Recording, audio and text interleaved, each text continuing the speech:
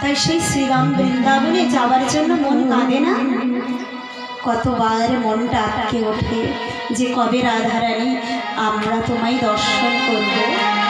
হ্যাঁ, রাধারানীও আপনাদের জন্য বসে আছে যে আমার সেই মণিপুরের ভক্তরা এই 9ই চৈত্র 2024 সালে পড়ন্ত বিকালে আমায় নাম করে বলেছিল, হে রাধে, এই সংসারে অনেক আপন মানুষের মুখ দেখেছি, কিন্তু সেই মুখ দেখতে দেখতে দেখতে দেখতে যন্ত্রণায় মুখ থুবড়ে পড়েছি, সুতি কাগারে জ্বলে পড়ে মরেছি।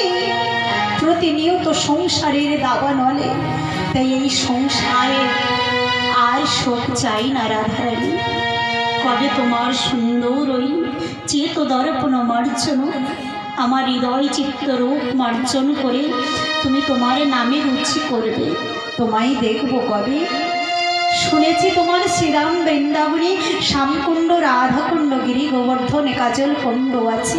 কবে দর্শন করবো নিধু বনে নিকুঞ্জ বনে রাধে? জানি না। যখন রাধারানীর কাছে প্রতিনিয়ত এমনি ভাবে আকুলি প্রাণে ভক্তরা ডাকবে আর গাইবে, তখন রাধারানী মনে করে করে আপনাদের কথা ভেবে যে 9ই চৈত্র সেই দক্ষিণ মণিপুরের ভক্তরা আমার জন্য একটা ফরম লাভ করেছিল যে রাধে, আজ হৃদয়ের মন্দিরে হৃদয় কাগজে তোমার নাম লিখে দিলাম। এই নামের মধ্যে অধমের নামটি লিখে দিলাম।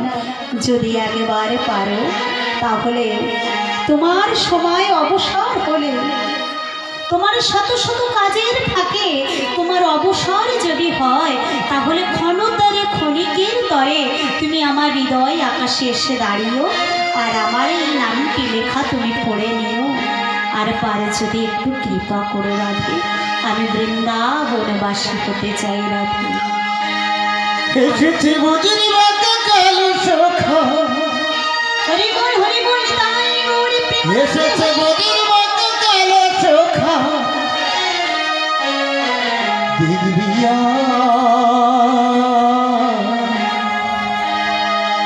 আমাদের সোনার নদিয়া।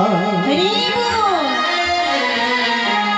এসেছি বুঝিনি বাঁকা কালো সখা, এসেছি বুঝিনি বাঁকা কালো সখা, দিগবিয়া আমাদের সোনার নদিয়া, আমাদের সোনার নদিয়া। ওসিরাই প্রেমে ধরে হয়েছে, ও তার ধরা চূড়া কেড়ে নিয়ে গোপন করেছে। গোড়ার মাসি নাই তারে সাজবি কিসে, গোড়ার মাসি নাই তারে সাজবি কিসে, নামে ধরেছি গোড়ারা আমাদের আমাদের সোনার নদিয়া, আমাদের